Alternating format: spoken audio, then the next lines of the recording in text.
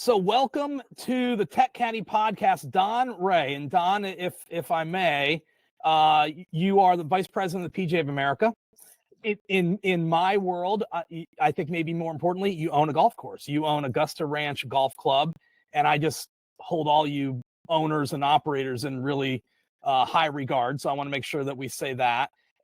You've got your own podcast with Jay Karen from the NGCOA, and certainly I think you've done an amazing job of serving also the NGCOA, before the PGA of America. So welcome to the podcast, and really appreciate you carving out some time for everybody today. Yeah, no doubt, Mike. We've known each other for a long time, and I think everybody in the golf industry, we kind of just hang out there because it's just an awesome industry to be in, and then we end up wearing different hats. But I am looking forward to talking to you today. Thanks for having me on. Yes, absolutely. So you mentioned that we've known each other for a long time. I don't think I've ever told you this story. Here's how I got introduced to who Don Rea was. I came into work one day, and for people that don't know, that was way back in the day, that was GolfNow. I came into work one day, and somebody said, "How did Don get into the back end of IMuS?" And I thought, what has happened here? And so for people that don't know, IMuS was the name of the operating system that we used at GolfNow. And different operators over the years figured out different backdoors and whatnot. And you didn't really use a backdoor, but you had learned how to change some of the text in the listing. And it was very helpful for me because it was one of the introductions for me of understanding really the business that I was in, and how what we did impacted owner operators and that type of thing. So that was my first introduction to Don Rea. Well, hey, you know what? At least it wasn't too bad. I mean, in those days, things were changing. After Brett sold, and I was always in the back to IMuS. I was changing my rates all the time. Let's be honest, that technology was revolutionary. I mean, I was changing rates based on demand with no booking curve knowledge whatsoever, just looking at days and times. And that's right. And so I did utilize that software a lot, and it's kind of cool. I guess you and I, we didn't realize how far ahead of the curve we really were when all that stuff was happening. I have young professionals now come and say, "Hey, Don, did you know this?" And I'm like, "Oh, dude, you don't even know the scar tissue I have of when I suffered through those early days of pricing tee times differently based on the time of the day, and how that, the old people at Augusta Ranch, my senior citizens, my winter visitors, who played were like, 'Why is that price different?' I'm like, because it's more valuable." And yeah, so we were ahead of the curve, brother. GolfNow is a interesting business in that we learned so much from a very specific customer set. We did not learn a lot from the operator where I live. Like, I live in the Midwest. I live in Columbus, Ohio. We didn't learn a lot from those customers, but man, did we learn a lot from watching people in the valley, like they say, where in that greater Scottsdale, Phoenix area. And we watched you guys manually go in and, every afternoon, some guys did it twice a day, and massage those rates and really learn how to, you were really managing your tee sheet in an electronic sense or in a digital sense. And we learned so much from watching you guys, which ultimately led to building some of the dynamic pricing tools that I built, and et cetera, et cetera. But it really did ultimately, like it always does, came from the operator. It was the operator that showed us the way, if you will. Well, to your point, when you sign the fronts of these checks, you're just a little more vested in the success of the facility, and you're like, man, these little changes can maybe send Katie to college. These little changes could maybe send me to Hawaii with my wife, right? And That's exactly right. You did it. It was hand-to-hand combat back then. You had to do it. Nothing was automated, but you just knew it was working. And so, yeah, even though we've kind of been on opposite sides of the argument, sometimes at the end of the day, golf is thriving right now, and I'll still challenge GolfNow and the guys over there, with maybe some of their practices. It's all good. Yep. I think at the end of the day, we were in just foreign land. Nobody knew what to do with the barter. Nobody knew what to do with what time should barter be and what the impact could be. And, I think guys like you and I, we were just trying to educate everybody like, hey, there is an impact, good and bad. Make sure you build a relationship that's mutual beneficial. Right. Don, when did you come to own Augusta Ranch? Well, I will. Let me give you some context to that, because some people have said, "Well, Don, do you really own it now?" What happened is, we bought it back in 2008. I had some investors, and it was one of those things that became available.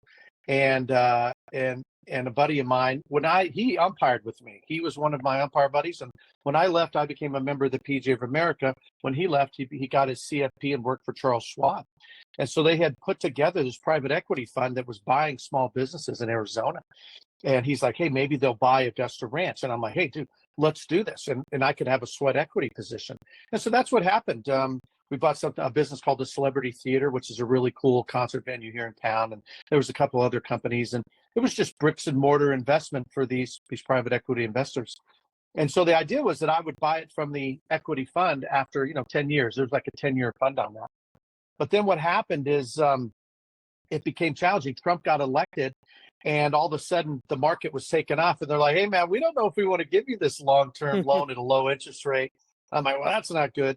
And so that's when we're like, okay, we're going to sell it, get some liquidity event on that. But who are we going to sell it to? I was going to put some investors together, and then it was going to be very complicated. And I met a PGA professional who said, why don't you get the community to buy it and then you lease it back? And I didn't really understand how that worked. And so, when I say I own Augusta Ranch, it would be like, Mike, if you and I owned a restaurant in a strip mall.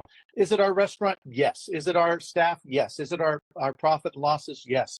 Does somebody own the building? Is there a landlord? Yeah, we pay a landlord every month to have the building. You can do the same thing with the golf course. So technically, if you look at it and say, do I actually own Augusta Ranch, the property in and of itself? No, I own the business of Augusta Ranch. And so that's sometimes complicated. People don't understand it. But I think in certain respects, especially with an HOA who, they understand reserve studies, they understand asset value, they understand the fiduciary responsibility they have to the homeowners. But if it's as a businessman, I can do it. Yeah. Yeah. If it's 2008, it's really the same time that I joined GolfNow that we. Yep. So I was with Last Minute Golfer, which really didn't have a presence too much where you were. But Last Minute Golfer was acquired by Comcast after GolfNow was acquired in that 2008 era. Okay, so one of the things that we love to do on this podcast is talk to operators such as yourself about what you're using. I think there's great value in there's somebody in Indiana watching, right? And they just want to know, like, well, what's that guy using? What's this person using? What's that? I think there's value in that. That's why we have the Golf Course Technology Reviews site. We're trying to make it easier for operators to get their hands on information so that they can learn about technology, see what people are using, et cetera, et cetera. So we call it what's in the bag, very take it from Golf Digest. Why not? But it's for you. It's what technology are you using to run your golf course? So let's go down a list. Like what's your point of sale? Point of sale is Club Profit. Okay. Club Profit Systems. Club Profit. And so then I'm going to guess that's your tee sheet as well, or maybe not actually in your case. No, Club Profit, that's one of the things when, I talked to Tom, back in the day, and I said who owned at one time Club Profit, then he sold it. But I liked what was going on when Brett set out his non-compete and he came back with. And for everybody, that's Brett Darrow. When Don says Brett, he means Brett Darrow. Go ahead. Yeah. So when he started Quick 18, I had taken this class in revenue management at Cornell University to understand dynamic. Right. Yeah, it was great. It was expensive, but it was worth it in my opinion. I was able to apply all that stuff to golf. So anyways, Quick 18 obviously turned into Sagacity Golf. And so I've just enjoyed the tool. The back end is a little complicated, but once you figure it out, it's awesome. And so I really liked it. So any point of sale company, Mike, that I've got, I'm like, hey, you have to interface with Sagacity, especially now because all of my historical booking curves for every tee time over the last 5, 6, 7, 8 years is in there, which is great knowledge for the engine. But we are talking tee sheet just for a moment, right? Okay, so Club Profit point of sale interfaces with the Sagacity GolfNow. It's called not GolfNow, Sagacity Golf. It's called that now. It was called Quick 18. Yeah. So that's my tee sheet, and they interface really well. And so that's your booking engine. So Sagacity is also your booking engine. For people that don't know, Don's booking engine is one of the booking engines that we use when we rated all the booking engines in golf. We actually got deep into your particular tee times, Don. I know I had some back and forth with you about add-on sales that particular booking engine can support. So, some people reached out to me and said, Wow, did you talk to operators? Yes, we talked to operators. We interviewed operators. We talked. So T sheet is Sagacity, then booking engine is Sagacity. Yeah. What else? So like, what do you do website wise? Well, one-to-one marketing built my website. Okay. And then actually we have, well, I'll let you go through the questions. Well, But yeah, websites one-to-one. You're probably then going to talk app, which I think is also Sagacity. App is Sagacity, mainly because, I really love their Golf Cash feature, man. This Golf Cash thing, when I read about Starbucks and, and everything that's going on, and obviously, but I owned a gift card company called Go Play Golf Gift Cards. Yes, you did. Sold, yeah, that we sold, made a good money on a good dollar amount on that when we sold it before I became secretary. So breakage, I understand how that works, and obviously it's different in every state. But this Starbucks story of what they do with their gift card money, and then them Sagacity figuring out this Golf Cash, we have a lot of. It's our cheapest. When I figure in what I have to give to Sagacity Golf to use Golf Cash, all the loads that happen, and some of the, you put in $200, we give you $220. But if you calculate back in, actually what people don't use because they forget about it or whatever the breakage is, it is my least expensive tender option right now. It's lower than credit cards. I mean, cash is cash, but not many people do cash anymore. But considering a lot of people do credit cards now, because of the breakage on Golf Cash, it's my least expensive tender option. So that's why I use the app. I think there's some really cool apps out there, but the integration with Golf Cash is a must for me. You're a guy that always knows your numbers. I feel like every time I've ever had a real conversation with you, I walk away thinking like maybe he was an accountant in his past life. You were a baseball umpire, and I'm certainly quoted as saying those are the last people to get into heaven. So I just want to throw that out there. But you did transition from umpire into PJ. Tell a little bit about the whole umpire world. You were a minor league umpire, I think. Yeah, just like a player, you go up through the minor league system. An amateur umpire and professional umpire are completely different. The guys who do the College World Series, they're not in professional baseball. They're not going to be in the big league someday. No, they're not. Route to take. Home plate guy has performed in Omaha. He's definitely not going to the majors. Okay, so now some of these guys are my friends because they were in the minor leagues with me, and then they went over when they didn't make it to the big leagues. They went to the College World Series, and so I'm always going to defend the umpire, but. You go up through like a player. So, I went rookie ball, A ball, double A, triple A, did a lot of major league spring training games and just didn't get the call to the big leagues. Never did a regular season game, which is kind of, you just want to do one, right? Like in the baseball almanac, right. It's like an at bat for a player, right? If you just have one at bat in the big leagues, you were in the big leagues. I never did a regular season game, which is kind of a bummer. But I would tell you this. I know you're hating on the umpires, and I get all the Angel Hernandez, and I know these guys. Everybody's. Do you see anything about him on Twitter? I am brutal. No, him and Laz Diaz too. Don. Well, I work with Laz. I worked with Laz in AAA. I worked with CB Buckner and Laz Diaz. I was on a crew with them for a couple months. But I will say this: just know this. Everybody makes mistakes. Nobody loves baseball, Mike. Nobody loves baseball more than an umpire. Because why would you do it? Yeah. Why would you put yourself through this brain damage of getting yelled at every day if you didn't love the game so much you just want to see it played in an equitable manner and by the rules and let the best team win? Now, sometimes calls go one way and they go another way. And, I see those calls just like you do. But, I also know that I didn't get every call right in my 1,300 baseball games that I umpired in the minor leagues. So just know that as much as you might hate them, nobody loves baseball more than an umpire because otherwise they wouldn't do the job. Are you a fan of Umpire Scorecard? These two accounts that are on Twitter. Have you ever seen them? And they all the data from the day before. I think those things are amazing. But I wish I would have had it. You know how many times you get in after the game, you get in the locker room like, man, that 3-2 pitch, I thought it was a good pitch. Now they can pull up that pitch and see if it was a strike or not. I mean, how much faster you'd get, how much better you'd get and faster. Right. If I could see those 5 pitches. Once you're in AAA, bro, you know what you're doing. But there's probably 5 pitches that they kind of give you a second look about, or the catcher holds it for a second longer. And you're like, if I can look at those 5 pitches and go, oh, man, I got that right, dude. He's giving me a lot of junk on that pitch, but that was a good pitch. Or well, I went a little too far on that outside corner. I'll reel it in next time. So I do think I'm all for that, because if you look at Joe West, everybody didn't like Joe West, right? Country Joe West. You look at the last plate job of his entire career, which was a game right before the playoffs started with the Dodgers, and he got almost every pitch right. I guess somebody actually had a perfect game in the minor leagues. Young umpires have grown up with this system, so they're really good now. We didn't. You know, the strike zone in the minor leagues was like shock therapy, Mike. It was like you call pitch a strike, and they'd go, "What?" And you go, "Okay, I guess I can't go there." You know, but now look at Joe West's last game on that website, and you'll see that this guy had 30 years in the big leagues and nailed it on his last plate job. That's cool. I got to give it to him. You know, the data that you can get from Umpire Scorecard and similar is stuff that I wish operators could have on just the next day, right? How great would it be if you could just get a roll up of this is exactly how everything performed yesterday. We're starting to see, I'm sure you're familiar with Metolius, right? We're starting to see some of this stuff come on.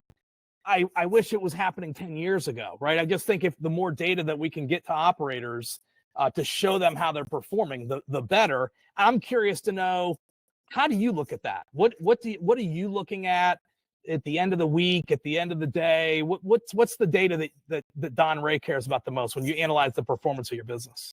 Yeah, you know, I'm traveling so much now, you know, that, everything's pretty much delegated at Augusta Ranch, but certainly there's numbers I look at.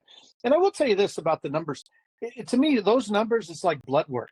Some people don't want to know their blood work, Mike. They don't go to the doctor. They don't care. They're like, I feel good. You know, everything's good.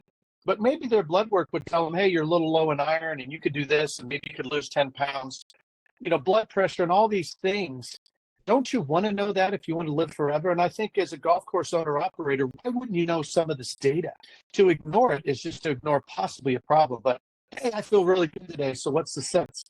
So one, I don't know if 10 years ago anybody cared about their blood work, bro. I was trying to tell people, and it certainly helped me at Augusta Ranch because I felt that was my competitive advantage over the big management companies of the world, is I was going to know my numbers. You know what I look at now? I do look at, you know, that operations benchmark that Sagacity does. I want to know, you know, what's my channel mix? Where's everybody coming? I do want to know, you know, what's my ADR? I want to know what my RevPar is. I really do want to see. I think ADR, you can examine it and I can measure it, and that's great. But knowing exactly how I'm utilizing the entire T-sheet with RevPar is very important to me. So really, that's what I'm kind of looking at. ADR, RevPar, I'm looking at utilization, and I'm looking at occupancy. And how am I managing that against my competitive rate set? You know, to me, Don, you're in a competitive market, right? There's no question about it. I think an interesting one, especially in a market like yours, is, well, but how many people did I get to the app, or how many people did I get to the website? Like if the majority of your tee times sell digitally, well, then it matters how many eyeballs you put on that inventory, right? And then I think the next one that is so obvious once you're in that world is, and then how did that booking engine convert, right?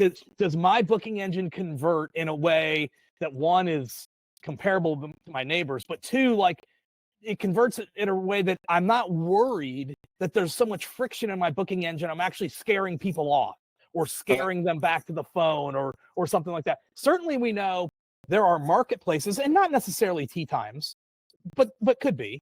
There are marketplaces that are difficult to navigate, and it will scare the consumer away. The consumer will ultimately, you know, find another solution. And so I think that that's an important metric.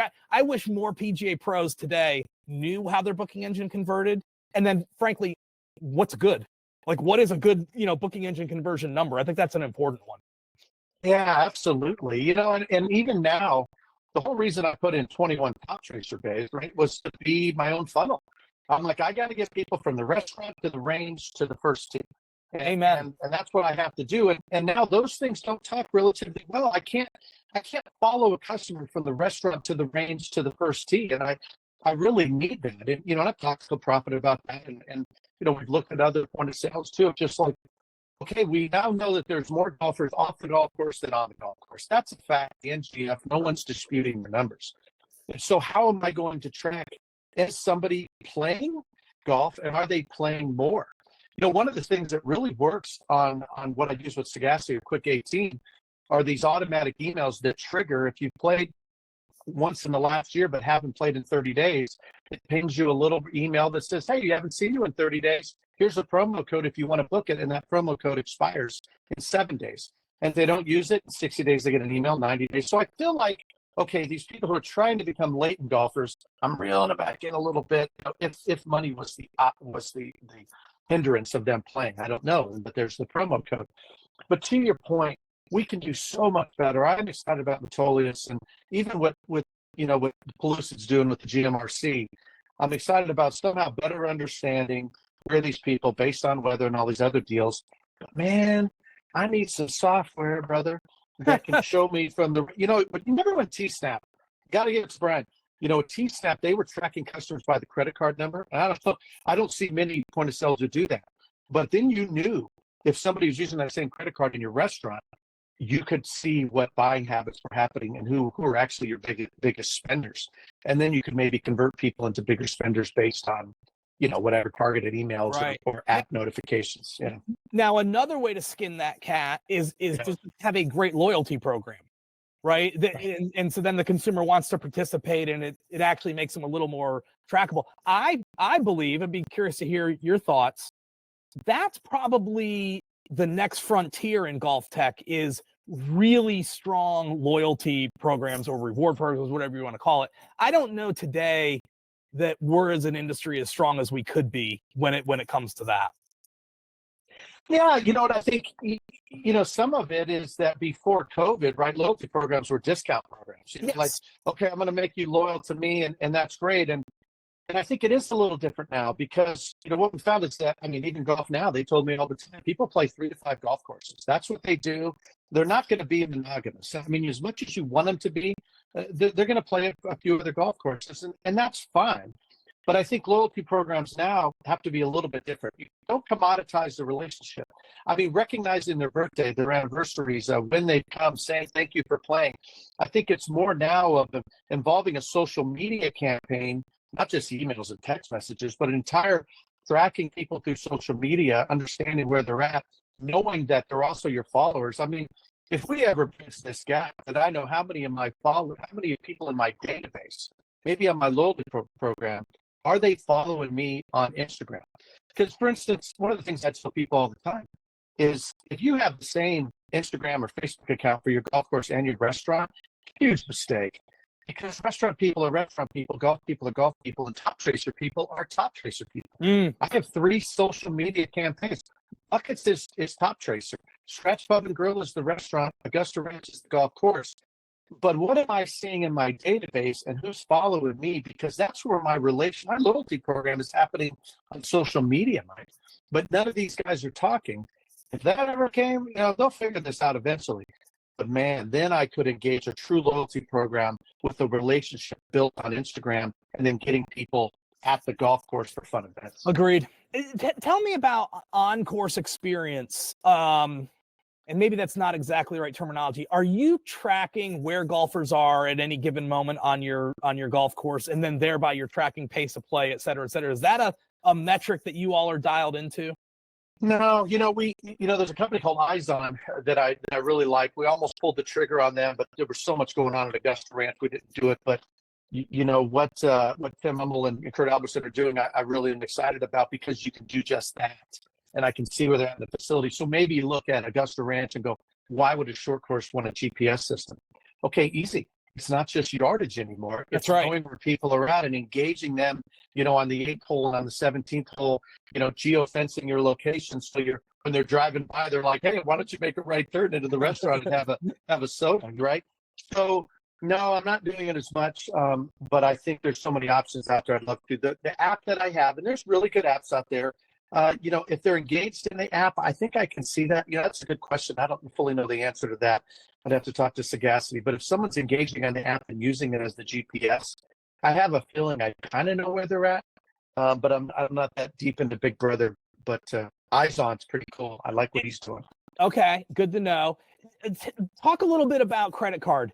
Are you a surcharge guy? Are you a no? That's just a cost of doing business. Like, how are you all? What technology are you using to manage your credit card business as well as you possibly can? What's your approach there? It's just what Club Profits allow me to use, which is PayRock, right? And we're utilizing that. What's funny on the Top Tracer side, we use the Square. The tablet software of Square is so user friendly for our beverage card person that's literally what we're using for Top Tracer. We're pumping about $3,000 a day through that Square app, and that's not exactly the best, credit card rate in the world, but user friendly wise, it's just making it really easy for the customer and our staff to utilize. But And yeah, is, but it's PayRock. I don't manage it too much. is that going back to Top Tracer? When they come to you, is Square some preferred provider, or is it just something that you kind of figure out on your own? Top Tracer, really, actually, maybe we should bring her at the Masters in a month, just to not to drop any names or any events. No, sure, it's the same. But we're trying. Guys like you and I, we try to get to the decision makers and say, hey, if these things talk a little bit more, I think I could make it all sticky. Like, I'm there at the golf course. I can see what the consumer's doing. I see the brands they use, the Top Tracer people, what clubs they're using, the clubs they don't have, and maybe put them into a Callaway rental set. But all of this data, no, a Top Tracer doesn't say. They're like, hey man, there's the monitor. We're going to check the balls for you. Have fun. You're going to kill it, which we are. But on a point of sale, no, you're looking at your point of sale company to help you with Top Tracer. They're trying to figure this out because there's not that many out there, right? I mean, so no, that's why we fell into Square, because I had the account. It was easier. Now I've got to take that Square, the outside server or the food and beverage individual has to ring that stuff up into our point of sale to track the difference between what was a Top Tracer sale and what was a food and beverage sale. But no, it's still the wild, wild west, brother. I can't get any solution. And I think there's some point of sales out there figuring out whether it's 10-4, Lightspeed, golf, or Caddie. What's the Club Caddie. Yep. Club Caddie, yeah. Yep. Love those guys. But so we're actually going to do a deep dive into all those different point of sales to make sure, do we have the best? Because now I don't need a point of sale that counts the money. I need a point of sale that's measuring interactions with my consumers and utilizing the Top Tracer funnel that I've created to make sure I'm getting them on the first tee. Right. Talk a little bit about, if you would, the PGA of America and its relationship with technology. Now, you can maybe give us some background here, but certainly the PGA of America is now part of a fund where you all can invest some dollars in different startups and that type of thing. Sometimes they're technology decisions, sometimes they're not, right? Sometimes it has nothing to do with technology, but just from a viewpoint, if you would, from the PGA of America, where is the PGA of America as it relates to operating tech? How much do you guys talk about it? How intimately involved are you? Yeah, I think the PGA's figured out that, for us to start creating our own technology is not a good idea. You got to be an entrepreneur for that. You got to be nimble. You got to be hungry. And as an association, we're just bigger. It's just things, we're not going to be very nimble. And that's sure. But we are committed to making sure the 30,000 PGA members have resources that can help them.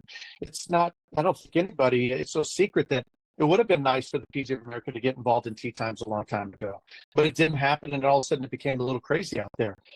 You look at guys like Operation 36. Wow, that's amazing. Look at Golf Tech and what Joe Osso's done. What if the PGA would have been involved at the very foundation of those ideas and really created them as resources for our members and tools? So that's what it is, the innovation fund. So the PGA of America's got a reserve fund because, hey, we're big in association and there's scary things out there. There's existential threats like LIV and PIP and everything else that's going on. So we have a healthy reserve fund that's our rainy day fund, but we take a percentage of that. It's about $15 million. And you're exactly right, Mike. We try to invest into companies that can have impact in 4 categories, really. What's the impact on our member? If we invest in this, will it help our member?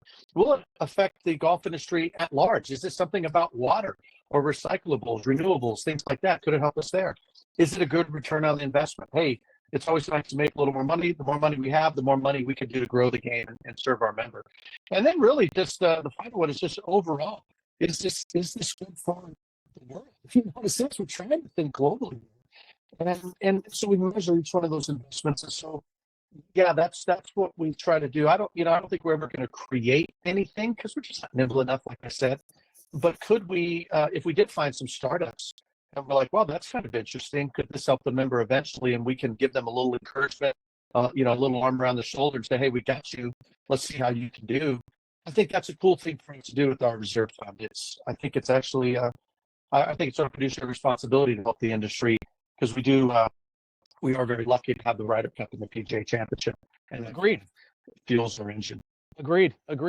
Talk a little bit about your role with the NGCOA. Maybe it's not like you said, you're not on the board today, but certainly you were, and you've been a member of the NGCOA for a long time. I feel like that's an organization that maybe does get a little more intimately involved in technology. It's important, right? The NGCOA wants to be able to chime in on if this is effective or if that's effective, et cetera. Talk a little bit about that and where that organization is as it relates to operating tech. Well, it's interesting, right? I mean, PGA of America, we're a big association, largest sports organization in the world, and yet we don't own any jobs. I mean, we own PGA Golf Club, but that's it. Some of our members are owners like me, and we're general managers and things like that. But the NGCOA, being on their board was very eye-opening to me because, one, these are owners. They are signing the front of the check. It's important to them. Is the P&L important? Absolutely. The asset and what's the legacy of that, whether they're giving it to their family or liquidity event somewhere down the line. Or if their family gave it to them. Right. Some people are so emotionally, and I think it's great, but they're so emotionally attached because they know, my God, my grandfather built this place. Like, I have to do right by this, No doubt. So, where some of our education is to get new members in and bring them in, that's a big deal. The NGCOA is about, okay, what are their, they're doing a SWOT analysis every day about the industry. So what's the threat? Credit card, what's going on with credit card fees out there? RPOS is making you only stick with one company. That's scary. Legislative advocacy, amazing what they do on that. I mean, I was just on a seminar before I got on with you about the Department of Labor and what they're doing with the independent contractor status. That's certainly something that Jay and that board of directors, and now Kathy Harbin, the president, they say we got to get involved in this. Doing white papers on barter and explaining to everybody, how barter could be really good or barter could be really super bad. Protecting your rate integrity, right? So I really love what the NGCOA can do. They're very nimble. They don't have a lot of money, so they're very aggressive on TechCon. How about that? They did it in a 4-day span, Mike. They did a 2-day conference on technology. It was awesome. Gideon Yu spoke at it. And then they did a 2-day summit on the Colorado River Basin and the lower Colorado River and what they did a water summit. Yeah. Amazing speakers. So I love how nimble they are. They really get issue-based because they're not so big that they can get lost in it all, that they focus on specific items they think are threatening the owner of a golf course, which I think is awesome. Now I think the challenge there, and now I'm really getting out of my depth, so I should qualify that, but the challenge there is, are entrepreneurs today predisposed to being members of associations? I don't know if they are as much as maybe they were 20 years ago. I think maybe a lot of people feel like, well, there's so much information at my fingertips, maybe I don't need to be a member of an association. I'm not sure that's good, because I think knowing what I know about the industry over the last 20 years, there are times that you really do want the strength of numbers. So I'm not so sure that's good that maybe people don't join. But times do change, right? I mean, people evolve and entrepreneurs evolve, and it's I guess just sometimes a sign of the times. Well, I mean, my daughter's in college, right? And I told her, the first thing I told her is, honey, study groups. Get in study groups, get in study groups, get in study groups, because it's just going to make you feel better if you're struggling with something. You're cooperatively working together to come up with that solution, and you're building a cohort team that you're going to know for the rest of your life. And she's at Bowdoin. It's a very challenging school up there in Maine, and yet she's excelling because she's built this family around her of people. That's what associations, if they keep their heads straight and they don't become corporate, if they stick to the association, whether that's PGA of America and the 30,000 or whatever the 4,000 the NGCOA has. I hope that people understand that you can only watch so many YouTube videos. You got to be face to face, whether it's Zoom or you and I in person. These conferences are important because when you get there, you're having a cocktail or a coffee with somebody and you're saying, hey, this is what I did. They're like, oh, you should look into this. Now, when you caution fake news, okay, great. You can't even watch these different things that are out there because you don't know what to believe. But if I'm sitting next to you, Mike, and you're like, Don, you're missing the boat, I'm going to go, okay, I'll dive into that. So I hope that people understand, if you try to do this business alone, I don't think you're going to make it. You might get your diploma. but you're going to suffer, man. Why wouldn't you get involved in associations, whether that's PGA of America or the NGCOA or the CMA or the LPGA, all of those different associations out there? Why wouldn't you get involved with other people who are like-minded so that you can get that study group? And there's more power in people, which, by the way, will help with the legislators who don't know that we're small business owners and we're trying to grow the game. That's this PGA Tour thing. That's why it's like I've told a lot of people, listen, they play for millions. We get millions to play. This is who we are. So if you're a legislator, don't think that we're that 1% of the 1% that plays for a living. We work for a living, and that makes us different than the other associations. All of us that are collectively, really at the grassroots level trying to grow this game.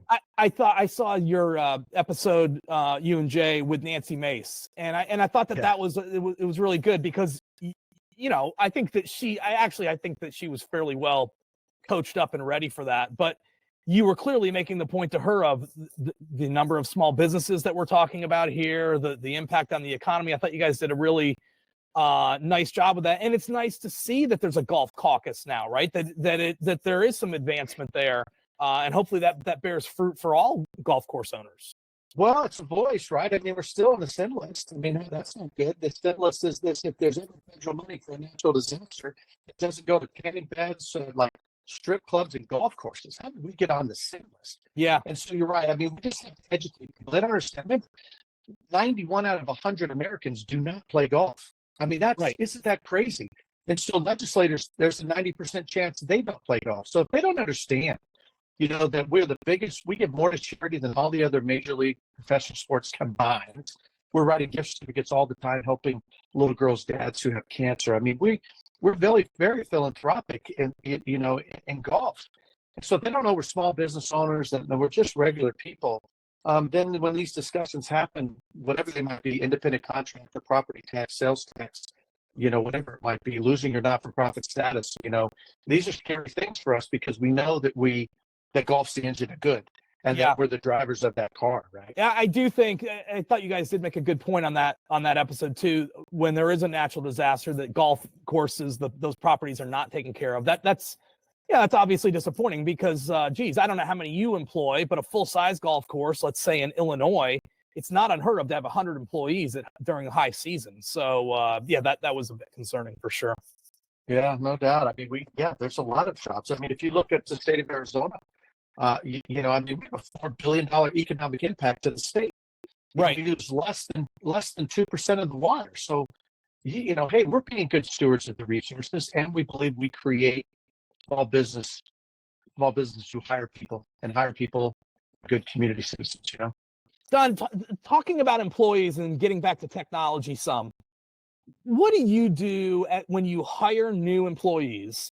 What are you doing to help them learn how to use Club Profit? Is that something that Club Profit's really good at, and they've got this program for new hires at golf courses, or is it something that is a challenge?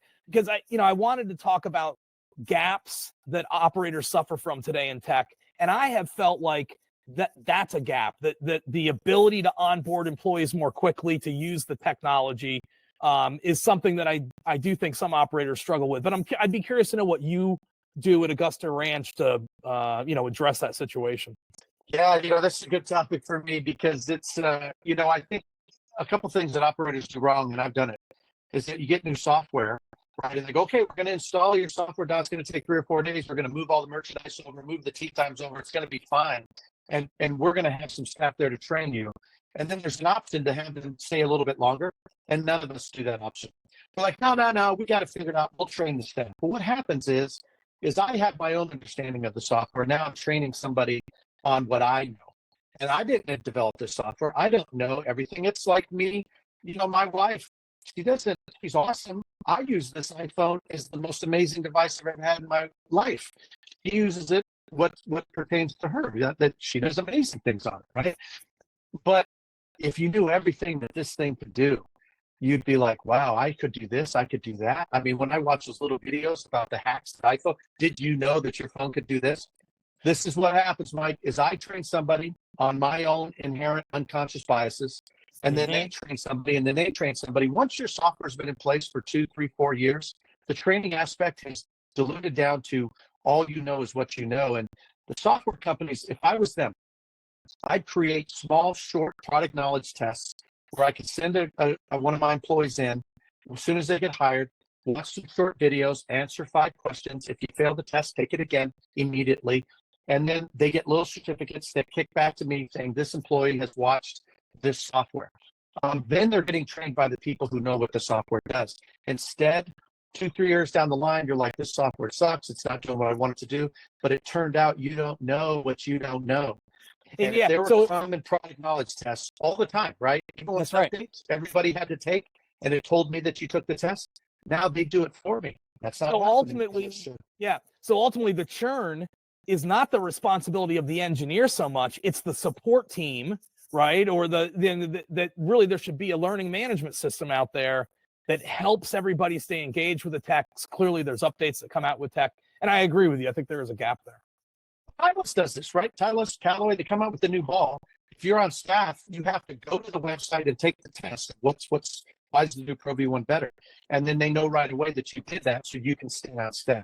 You can do the same thing at a golf course, but I'm not going to come up with the tests in the software, bro. I got no time for that. Right. But right. the software companies built these small little tests when a new update came, or and I can incentivize people. Hey, if you do this after you get certified, I'll give you $50 in golf cash, and you can do something at the golf course, or I'll send them to the movies or something. I think there's great ways for me to incentivize the staff to become better at the software, and maybe these young people, because this is the problem, is an old guy is training the new guy and the young person on the software, and I don't know that software. I have, once again, an unconscious bias of what I know. They might exploit that software to a level that I'm like, wow, I had no idea that could even happen. Right. But we're not challenging the younger staff with some really cool product knowledge testing, right, that I think would blow their minds. I had a T-sheet demo the other day, and they can do squeeze times. But one thing I saw them teach this prospect was they like to hold back tee times until there's only 40 hours left, because they know with dynamic pricing they can get more for them. So it was interesting to watch the engineer explain to the operator, now there's ways you can actually block your sheet intentionally, because we know you'll make more money if you can hold back, etc. And it was an interesting lesson to go through and kind of watch some light bulbs go off.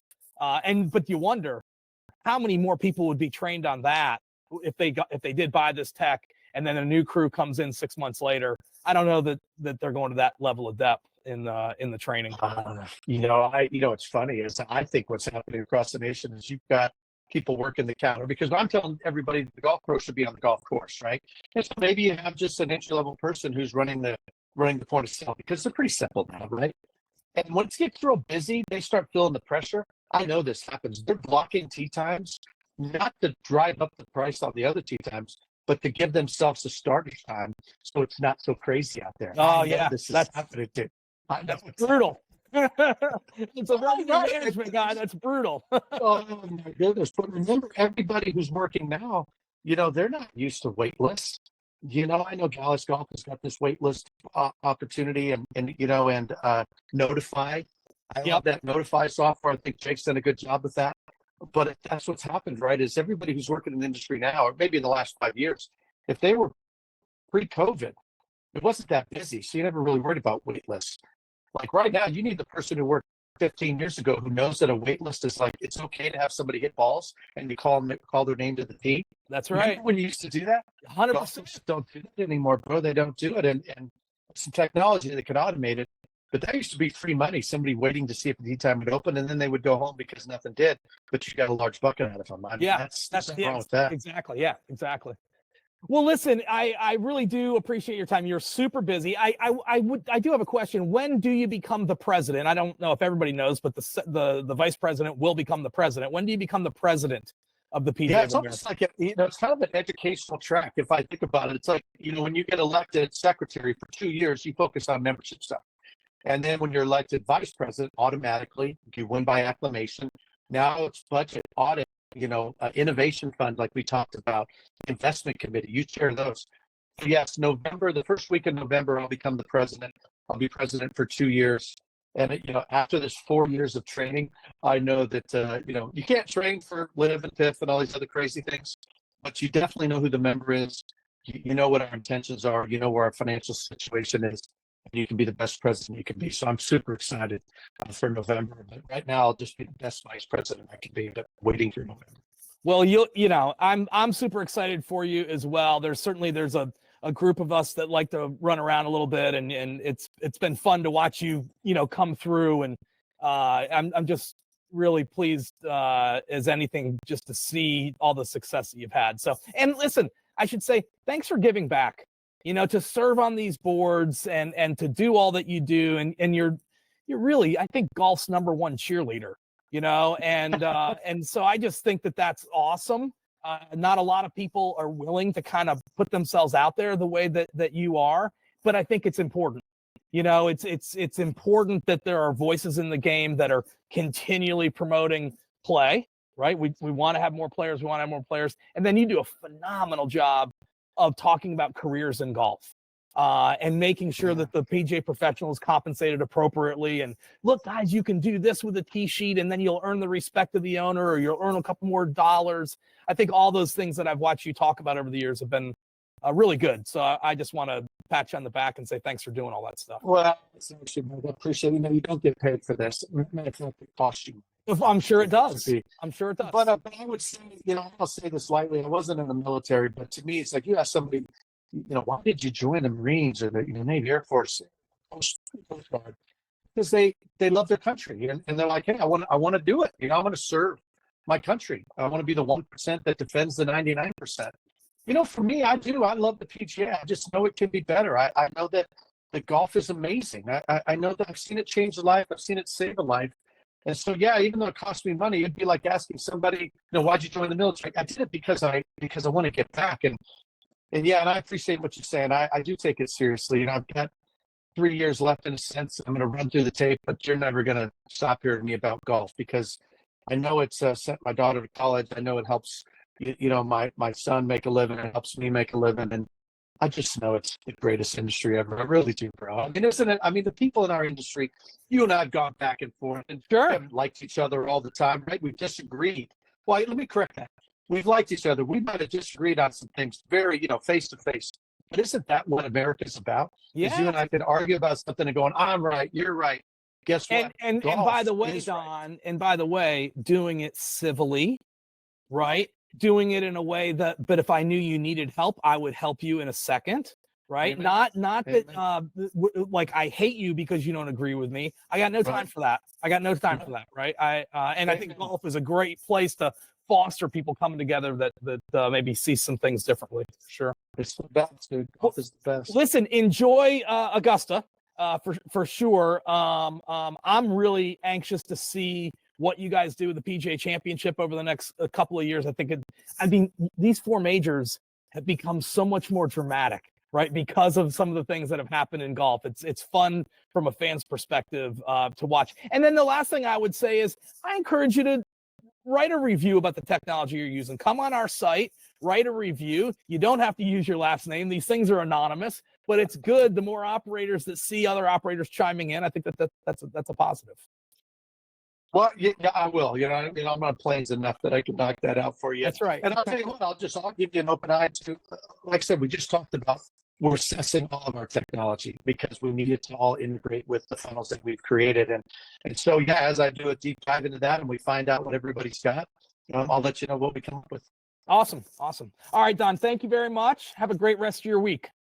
Thanks, Mike. You too. Okay, see you. Bye.